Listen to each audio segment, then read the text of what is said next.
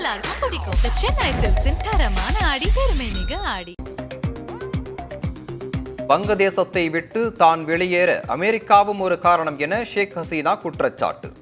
நாட்டை விட்டு வெளியேறும் முன் தயாரித்து வைத்த உரையில் இடம்பெற்றுள்ளதாக கூறி பல்வேறு தகவல்கள் கசிவு.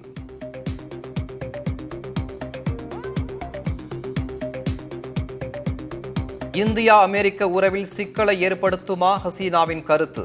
வங்கதேசத்தில் நடைபெறும் இந்துக்களின் போராட்டத்தை ஒன்று சேர்த்து பார்க்கும் அபாயம்.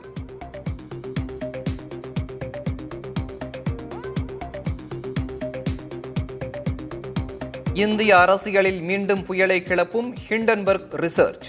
அதானி முறைகேட்டில் தொடர்புள்ள நிறுவனத்தில் முதலீடு செய்ததாக செபி தலைவர் மீது குற்றச்சாட்டு.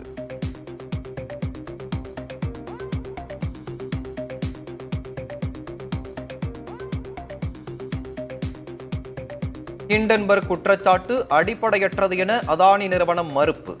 செபியின் நம்பகத்தன்மையை சீர்குலைக்க சதி என அதன் தலைவர் மாதவி பதில் குற்றச்சாட்டு.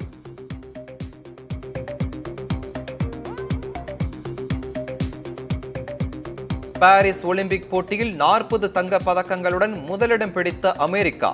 2ஆம் இடத்தில் சீனா, 3ஆம் இடத்தில் ஜப்பான்.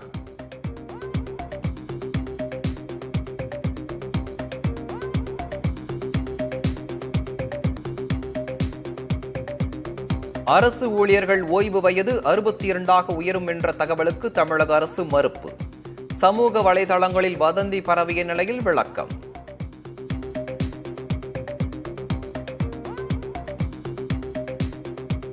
சரியாக விளையாடவில்லை என கூறி மாணவர்களுக்கு கடுமையாக அடி உதை.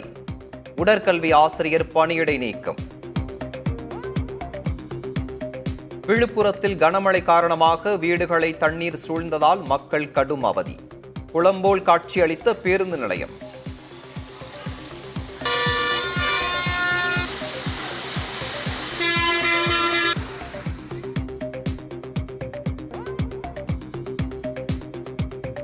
வண்டலூர் கேளம்பாக்கம் சாலையில் கனரக வாகனங்கள் செல்ல கட்டுப்பாடு. காலை 7 மணி முதல் 11 மணி வரையிலும், மாலை 4 மணி முதல் 10 மணி வரையிலும் தடை.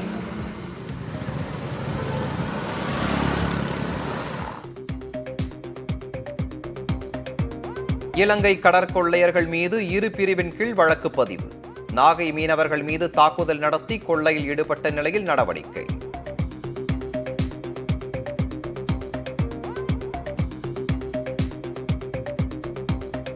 சென்னையில் தென்னிந்திய நடிகர் சங்க செயற்குழு கூட்டம் நடைபெற்று வருகிறது.